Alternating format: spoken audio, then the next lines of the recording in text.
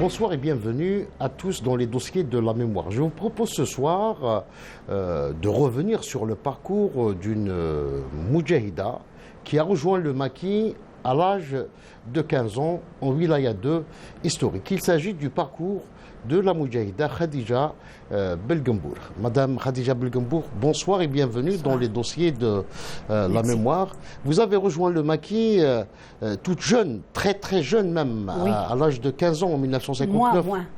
À 14 ans. 14 ans et demi. Parce que on s'est déplacé à Milan en 58, l'arrivée de Gaulle, il ne respectait plus les mineurs. Donc l'Islande, elle a décidé, les familles, ils doivent se déplacer parce qu'aussi on n'avait plus de maison, ils ont été bombardés. Donc on s'est installé à Mila, comme j'avais de la famille à Mila auparavant, et j'étais à l'école là-bas, le primaire. Donc je connaissais Mila, et c'est une grande famille, on a des familles par alliance, qui étaient déjà moudjahidines. Ils portaient disparus, Boudoudou, Mdali Hussein. Et c'est là, j'habitais une maison minable. J'étais vraiment malheureuse, avec une mère blessée. Et ça a duré peut-être 4 ou 5 mois. Après le massacre de Mila, on a arrêté Rachid Cheboud, le chef de file, un jeune de 17 ans. Donc il n'y avait plus de... Mila, c'est un camp de concentration. 3 rentrées, 3 sorties. Donc les personnes âgées, qui dépassent 17-18 ans, donc ils n'avaient pas le droit de rentrer au village. Il fallait les laisser passer. Donc moi j'avais pas cet âge-là, et il n'y avait plus de communication entre l'Islande et la population. Non, mais chez la population, les organisateurs de l'CFLN à l'intérieur du village. À l'intérieur du village. Mais votre histoire avec la guerre de libération remonte à l'âge de 11 ans, 10 ans. J'ai appris le chant patriotique à l'âge de 11 ans. Et c'était des chants chantés même dans les fêtes, je pense, à l'époque. Oui. Ouais. Mais vous savez pas, vous connaissez pas le sens de ces chants. Non. Mais j'adorais. Oui. J'ai mis le rythme. Oui. Et entre-temps, j'ai entendu parler de Karim Belkacem et Bentobel. Oui. C'était pour eux ce chant. Il y avait des manchettes. Ils nous apprenaient. Moi, j'ai appris ça très vite parce que j'étais très gaie. Oui.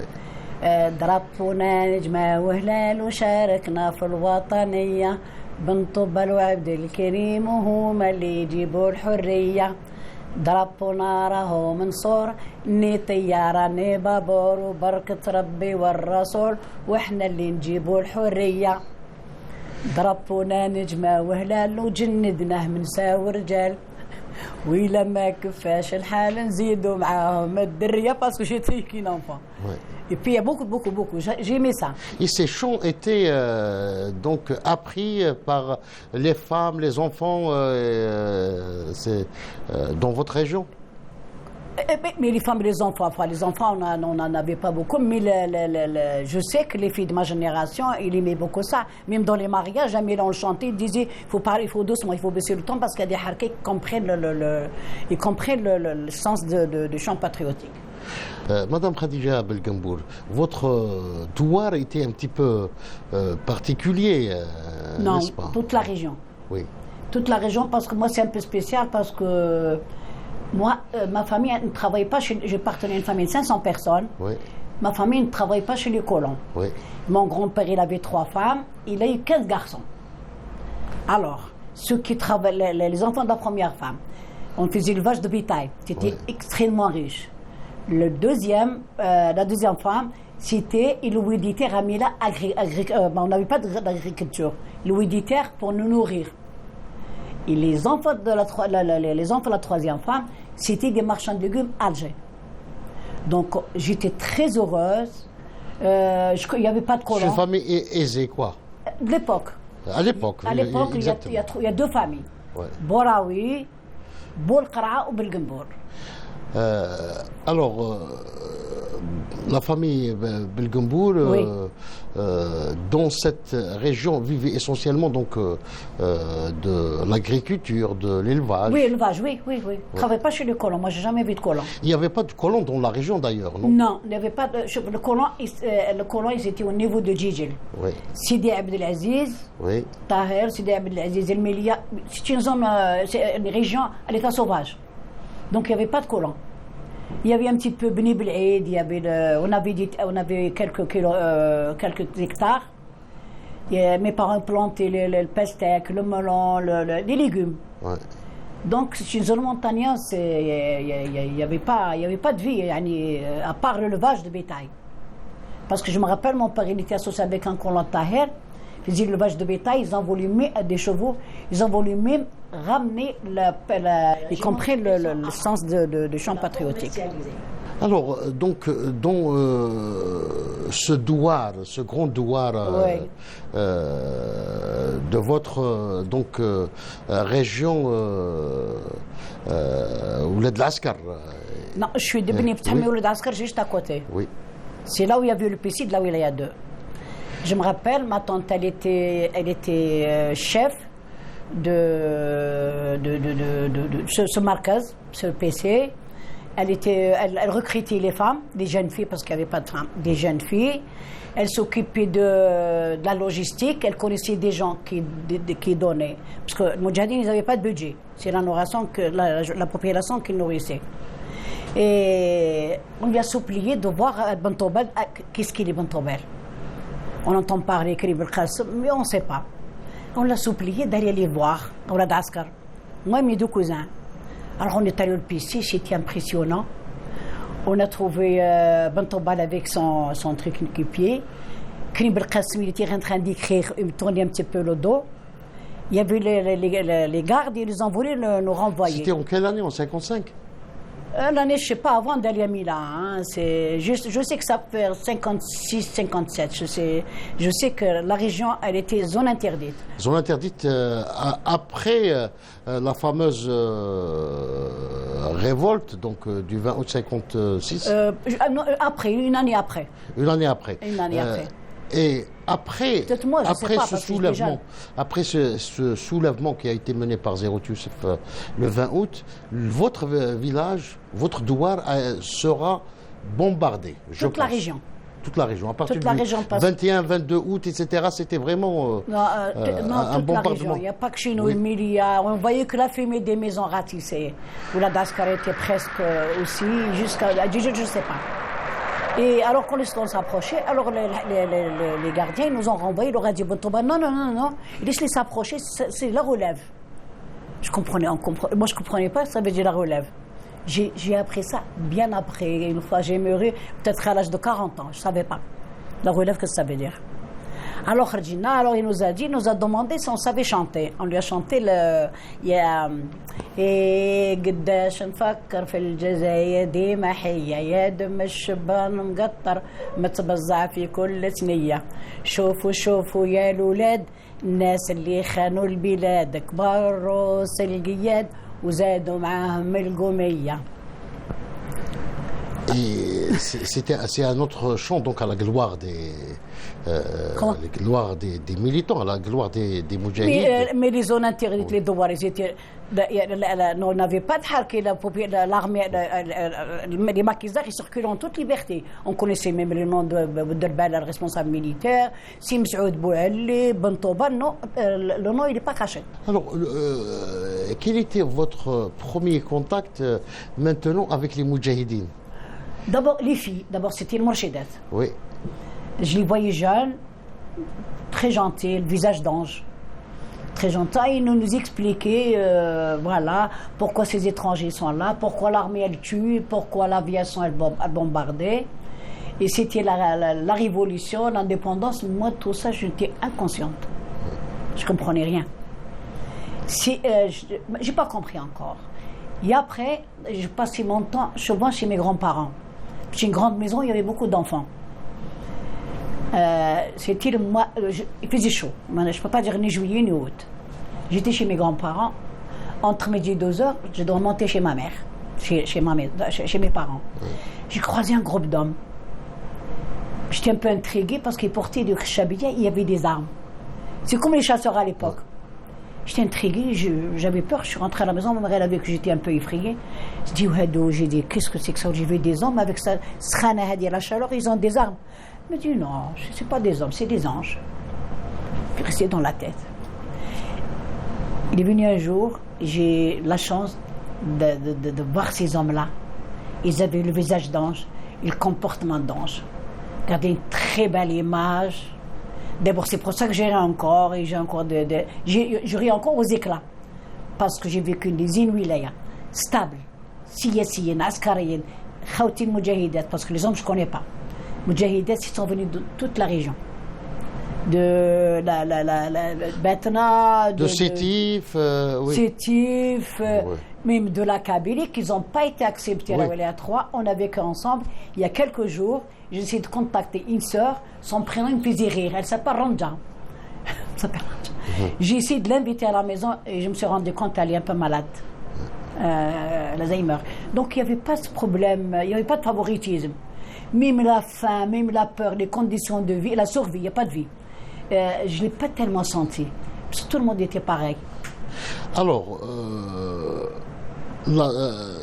ce douar sera donc déclaré zone interdite. C'est déclaré toute la région. Vous serez donc obligé en quelque sorte de quitter ce territoire. En 58, oui. En 58, j'ai entendu dire de Gaulle, il était Almilia, oui. et tout ça. Alors l'Aïlan nous a conseillé de quitter la région. Oui.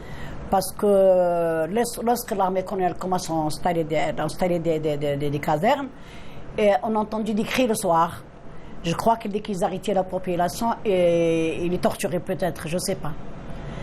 Donc bon, plus le ratissage de 15 jours après la grève de 8 jours, il ne restait plus rien, il n'y avait plus de vie.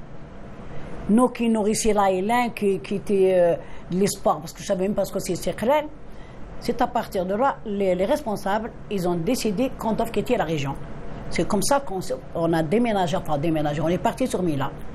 À Mila, vous serez donc, vous allez vous retrouver dans un camp d'internement, un camp d'hébergement, de concentration. Je ne sais pas parce que... de regroupement, on les appelle les camps de regroupement. Non, même pas comme ça, non, oui, non, même pas. Parce que la plupart des montagnards, qui ont des enfants blessés ou menacés, n'oubliez pas, l'armée coloniale n'a pas respecté les lois. Même les mineurs, même leurs enfants, les garçons, ils avaient peur, ils les tuent. Ouais. On les appelle les futurs Vlaga. Donc, ceux qui ont de la famille à Mila, on s'est déplacé à Mila. Lorsqu'on est arrivé, on était arrêté par des gardes mobiles, à l'époque les gardes mobiles. Ils ont demandé les papiers à mon père, les livret de famille, pour nous inscrire. Pour rentrer au village, il fallait, les personnes de 17, des majeurs, il faut un laissez-passer spécial. Entre-temps, ils nous rendent visite tous les soirs. Juste après l'installation, on habitait une maison misérable. Et par hasard, il y a le poste de garde qui est donné sur la cour de cette maison. Donc on était surveillés. Pourquoi? Parce qu'il y avait une femme harkiya. Elle jouissait un peu l'infirmière. Elle est rentrée à la maison, elle a trouvé ma mère blessée. Donc on était détestés. Ils venaient tous les soirs. On ne fermait plus la porte. Et les insultes et des gros mots. Et puis moi j'ai une éducation de l'époque. Un peu sévère. Et de toute façon, les mots, jusqu'à présent, ils sont toujours, et de temps en temps, ils me viennent à l'oreille. Alors, donc, à Mila, vous allez découvrir une autre activité, celle d'agent de liaison. Oui. Comment vous avez pris contact avec le Nizam, c'est-à-dire avec l'organisation? Je n'ai pas pris contact parce que c'était ma tante. Oui. Parce que ma tante, il n'y avait plus de communication entre la région de Mila et le village. Ouais. On ne pouvait pas recruter un garçon parce qu'il faut qu'il soit majeur avec laissez-passer pour entrer au village. Donc les filles de Mila, elles ne peuvent pas militer parce qu'elles sont connues par l'armée, par la DST, elles ne peuvent pas militer. Il y avait quelques-unes au départ, ils ont quitté déjà les Ba'arroj, les Bendali Hsine, les grandes familles. Ils ont quitté, ils sont partis au Maki, donc ils ne pouvaient pas recruter notre personne. Ils avaient peur parce que c'était très très difficile. Les zones libres, on ne sait pas où il est nationaliste, on ne sait pas contre la révolution. Donc il fallait choisir une fille qui vient des zones interdites, qui a un peu le physique plus ou moins est passé inaperçu. Ouais. Alors ma tante, ils ont été la voir. C'est Slimane Bouarrouj, ils l'ont dit à Ahmed Ben Chouir, ils l'ont dit voilà, dans votre famille, vous avez des filles qui viennent là et il faut nous conseiller une fille qui sait lire les numéros. Comme j'ai connu la survie, et puis avec la misère du colon qui nous insulte à tout bout de champ, mon père, il était d'accord. On avait peur que l'affaire risque d'aller loin. Ouais. Je ne veux pas dire des trucs. Et là, il était content. Ils avaient pris le contact avec mon père. Mon père, il était ravi. Il aura dit oui. Donc tous les après-midi, je sortais avec mon père, il m'expliquait. Voilà, tu as grandi, notre famille elle est respectable, des choses comme ça, indirectement. Est-ce que tu acceptes? J'ai dit pourquoi? Parce que d'abord, la vie de Mila ne me plaisait pas. Moi, je vis libre dans mon devoir.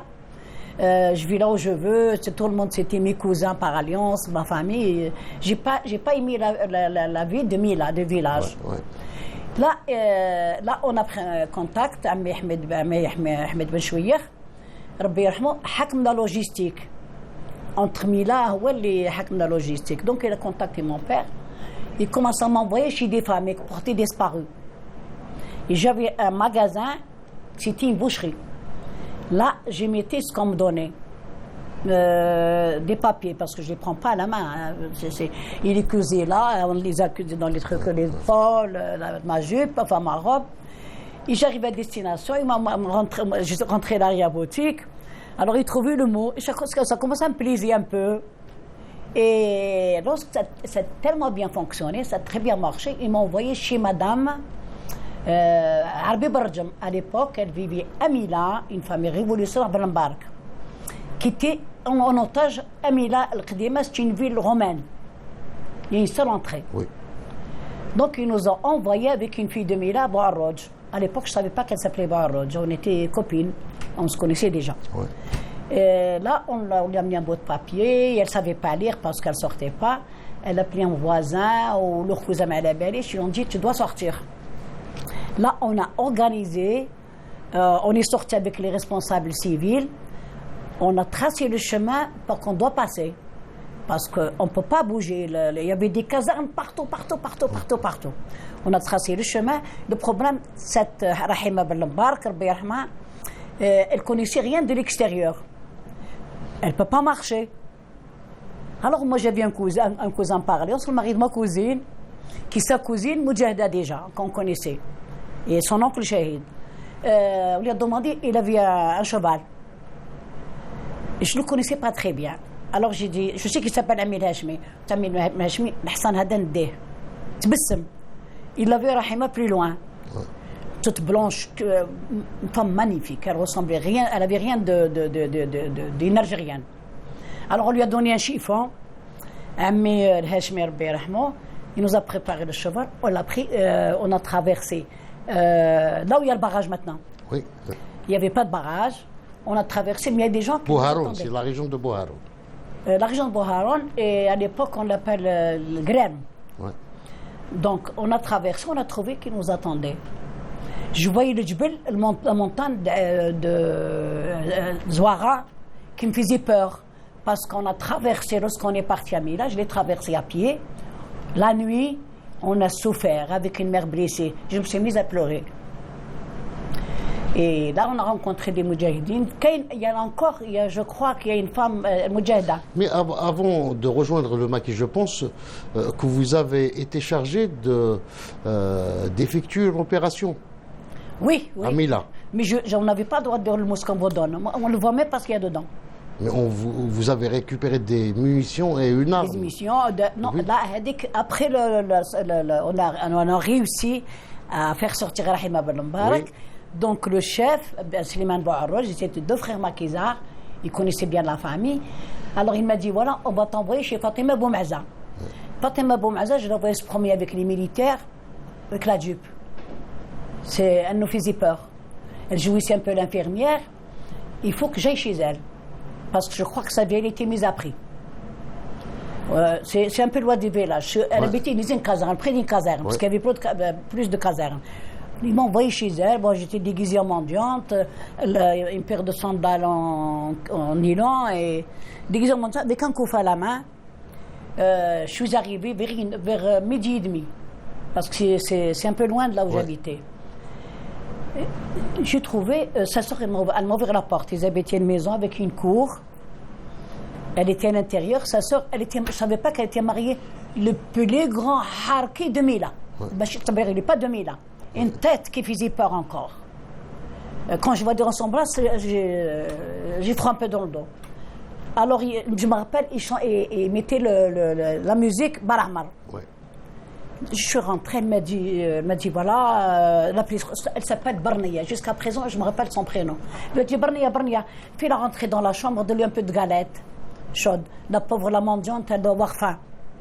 Lorsque je suis rentrée, moi, je n'avais pas faim, j'avais tellement peur. Je me suis trouvée dans fais-moi le hinge, comment on dit, dans la gueule du loup. Hein. C'est là où j'ai réalisé, j'ai commencé à me rire. J'ai eu tellement de risques auparavant. Là, comment dirais-je, le contact à c'est le plus difficile de ma vie. Elle m'a fait rentrer dans la chambre, elle m'avait donné un colt qui était bandé déjà. Le couffin, elle avait mis du pain sec et des légumes secs. Elle met des balles, elle a mis des balles, elle a mis, je crois, des chargeurs aussi. Donc elle travaillait en tant que double agent. Je ne sais pas, parce que je ne suis pas sûre. Sa vie, elle a été mise après parce que j'étais la chercher la première femme. En 62, elle est partie. Elle a quitté Milan. Donc il y a quelque chose. Alors, vous allez récupérer donc ce... Alors, elle m'a les a bandés autour de la taille, avec un petit mot, parce que j'avais des tresses. Oui. Elle a mis la tresse des cheveux, le petit mot que j'avais. Et lorsque je suis sortie de la maison, je commence à prendre conscience des dangers. Vous avez entendu des coups de feu derrière, non? Comment? Vous avez entendu des coups de feu? Après, lorsque, peut-être 500 mètres, oui. qui m'a mené la porte de l'RTA un peu plus loin, à la sortie du poste de police, qui était bien gardé, avec 3 pieds de 24 et des bergers allemands. Elle a mis un peu de pauvre feu dans le panier. Alors elle m'a mis des chargeurs de 2 ou 3. Ouais. C'était lourd, elle m'a mis 2 autour de la taille, puis sur le côté, derrière le dos, là où bien bandé. Donc ça m'a alourdi. Il faisait chaud. Je suis sortie 500 mètres plus loin, j'ai entendu les cris, les coups de feu dans tous les sens. J'ai couru, mais j'avais l'impression que je n'avançais pas de peur. Je transpirais de peur. Mais à la veille, on a discuté avec la personne. Elle m'avait dit, si en cas on t'attrape, il ne faut pas rentrer chez ta famille. Parce que j'avais beaucoup de parents là-bas. Et c'est comme ça que la décision est prise d'aller rejoindre le maquis. Là, je suis rentrée chez une bonne femme. C'est une femme qui est venue, je crois qu'une accouchée de 15 ou 20 jours. Oui. Elle a compris ce que j'étais, mais je ne savais pas que c'était de la famille. Elle m'a fait rentrer sous une banquette. J'ai entendu que les cris, les insultes et les enfants qui jouaient dehors.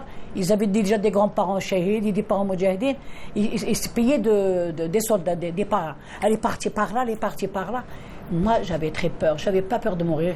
J'avais peur d'être capturée parce que j'ai vu ce qu'ils ont fait subir à mon collègue, Rachid Cheboub. Ils l'ont tué, ils l'ont traîné le village pendant tout le village. Il a été attaché les mains derrière le dos pendant 4 jours. Donc j'avais peur de ça. J'avais l'image. Rachid Al-Bayarhman. Et dès que j'ai quitté le poste de police, je courais très très très vite. J'ai perdu ma paire de chaussures. Je suis rentrée chez cette dame. Sakina, le nom de famille Taham, Boulares. Avec un bébé, elle m'a fait rentrer sur la banquette. Alors je voyais que les bateaux gaz des parents. Je me voyais arrêter. Les insultes. Mais il n'y a pas que toutes les maisons, 5 ou 6 maisons autour de cette maison. J'ai quitté la maison vers 5h30, 6h. Après, ils ont dit les enfants, l'askarrah. Moi, j'avais l'endroit où je devais poser ce que j'avais, mais c'était loin. C'est des Bokhzar, chez une dame qui était la responsable de la région Haïdik, parce qu'il y avait des femmes. Chaque douar, il y avait une femme. Moi, je la connaissais déjà, Aïcha. Et puis, je ne pouvais pas prendre n'importe quel chemin. Il y avait la route de l'armée coloniale, avec des fils de barbelés. Il y avait le chemin pour la population avec les fils électrifiés. Donc je ne pouvais partir ni à gauche ni à droite. Et je perdis ma chaussure et j'avais peur, et j'ai pleuré. Mais c'est pas que j'ai peur de mourir. Donc après cet épisode, vous allez rejoindre... Alors je suis allée chez Khouti Aïcha, elle m'a débarrassé ce que j'avais, et le Moudjahid qui venait me chercher pour m'amener à Zouara. Ouais. Amin Noir Stouti. Il est venu à cheval, et la dame a dit qu'elle nous connaissait. Elle m'a débarrassé, elle m'a dit voilà, si tu veux manger ou là. Elle m'a dit n'aie pas peur. Elle m'a coupé les cheveux, et je suis partie avec lui. On est arrivé à Nechma et on est tombé dans un accrochage. C'était l'aviation, c'était pas les paras, à pied. J'ai vu le bonhomme, le chef, c'est mon chef, là où je devais être. Il a été tué. Je voyais son cerveau sur les pierres. Donc on est dû rester là jusqu'à demain matin. Après on a traversé.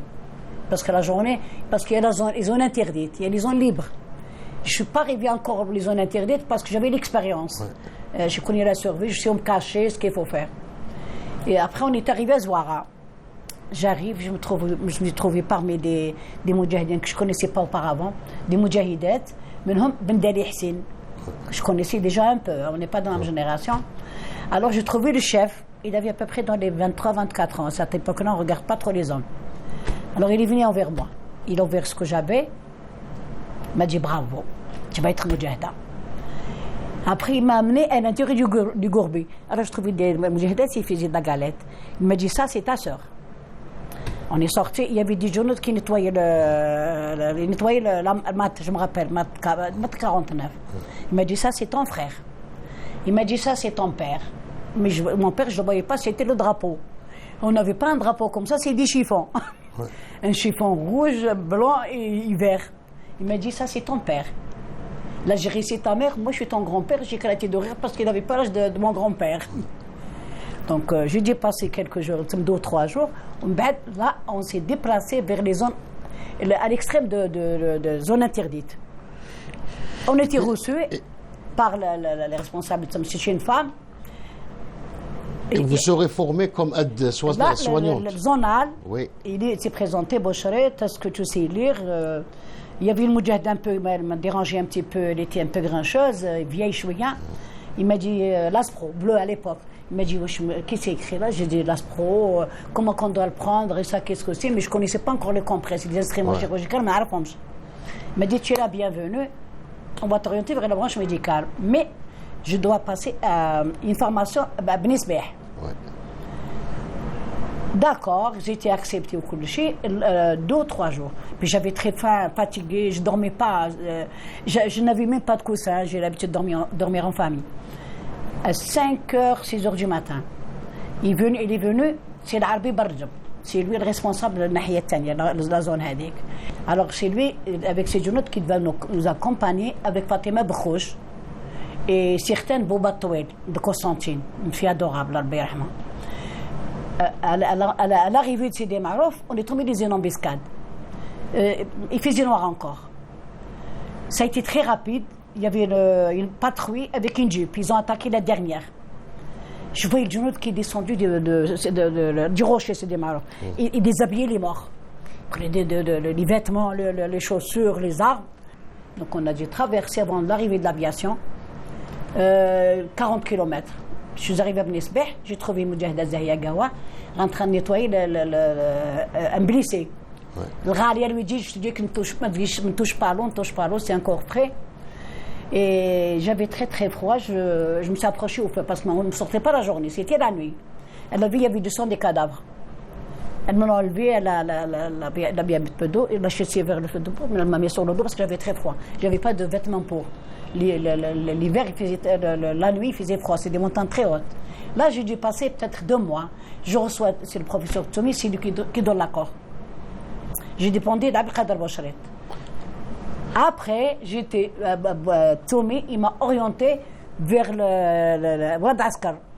Le Gard des Bahadi. Vous serez à Wad Askar jusqu'à l'indépendance. Qu'est-ce qui vous a marqué? Qu'est-ce qui vous a marqué dans le maquis? J'étais marqué. Tout m'a marqué. Le bruit des avions, des B-26. Je sais que quand elle venait par 3, je dis c'est bon, parce que tout le monde était ciblé. Il ne faut pas croire les Français, ils ont respecté les lois. Ou les enfants, ou les vieillards. Même nos animaux, ils ont été tués par l'aviation. Donc j'étais traumatisée d'abord. Et puis, mais j'étais jeune, je n'étais pas tellement très consciente de... Et puis ma famille, elle m'a manqué aussi. Il n'y a pas de communication. Vous avez été marqué par la perte donc d'un frère. D'un frère parce que j'étais seule avec lui. Oui. Je dois me déplacer 2 kilomètres plus loin pour soigner des enfants. Ils étaient blessés. On est tombé dans une embuscade parce qu'après l'opération précieuse, il n'y a plus de Junoud. J'étais avec lui, j'avais la trousse des instruments, de bandage parce qu'on n'avait pas grand-chose. Il ne faut pas croire qu'on stérilisait les instruments. Parce qu'il y a, lorsque je me suis présentée devant Tommy, ils nous posaient des questions. Il faut être propre pour toucher les blessés. Et il faut avoir les cheveux courts, les ongles courts. Il faut être propre. Paramédical, c'était... on est arrivé, il y a plein de Ouidan. J'ai entendu des cris, un petit peu. Des cris, mais je ne comprenais pas bien ces cris d'où ils viennent. Parce qu'il faisait nuit encore. Le rafale de chaque côté. Moi, la première des choses, la réaction, je suis monté dans l'arbre. Mon collègue, le Haris qui m'accompagnait, il est tombé filouette. Cette position, comme ça, entre les deux pierres, grosses pierres. Je dis passé toute la journée, et après le Moudjahidine, ils sont arrivés. L'Askar, ils sont pas là, l'armée, elle est partie parce que c'était pas très loin des pistes. Et attention, il y a toujours l'avion, parce que ce qui nous a marqué, qui nous a massacrés, c'était l'aviation. Il y a certains endroits, à l'état sauvage, l'armée n'a jamais mis les pieds. Alors quand je me suis arrivée, j'ai senti une odeur. La première des choses, j'ai essayé de fermer les yeux. Et puis il était comme ça. Il était jeune. Et puis il est tombé sur la main derrière le dos. J'ai essayé d'arranger sa main. Il avait rien d'un cadavre. Il fait pas peur. Parce qu'en généralement, les morts, ils font peur. Non. J'ai vu qu'il était mort, mais pour moi, c'était pas un mort. J'ai fermé la bouche. Là, il y avait je me suis rendu compte, la balle, elle a traversé la nuque, elle est sortie par le menton. Elle a tâtonné, j'ai vu son cerveau sortir par le nez. J'ai essayé de l'essuyer. Je me suis mise à crier, pleurer. Après, il n'y avait pas beaucoup de population. Ils sont arrivés, il n'y avait personne pour l'intérêt. On l'a aidé parce que le Moudjahidine, on est avec leurs vêtements. J'ai jeté un coup d'œil sur le York, s'il n'y a pas une blessé, parce que je dois le signaler. J'ai trouvé, il avait un petit mot. Je n'avais pas le droit de le lire. J'ai trouvé une aiguille, un vrai soldat. Ses chaussures propres, ses chaussettes. On l'avait enterré. On l'a creusé comme ça parce qu'on n'avait même pas d'outils pour creuser la tombe. Ça illustre un petit peu que le sacrifice était énorme, donc des Moudjahidines, mais du peuple algérien. Aujourd'hui, on célèbre 60 ans d'indépendance, Madame Khadija Belgambour. Quel est le message que vous voulez en tant que Moudjahida? Non, le message que je l'envoie à la jeunesse. Oui. Je veux leur dire, mes enfants, on n'a pas eu l'indépendance gratuitement. Ma génération, les Moudjahidettes, ils sont sacrifiés. La population, jusqu'à peut-être certaines, ils n'ont même pas trouvé le cadavre de leur famille. L'armée coloniale, elle n'a respecté aucune loi, ni le mineur, ni le vieux, ni l'animal. Elle tue tout le monde. Il ne faut pas qu'ils rêvent. On a payé le prix. Ce sera le dernier mot de cette émission. Je tiens à vous remercier vivement. Je rappelle que Mme Khadija Belgambour est ancienne Moudjahida de la Wilaya 2 historique, l'ancienne membre de l'armée de libération nationale. Vous étiez en zone 2 de la région 2 historique. Je tiens à remercier également toute l'équipe technique qui m'a aidé à préparer cette émission. Je vous remercie de nous avoir suivis. Excellente soirée et à bientôt.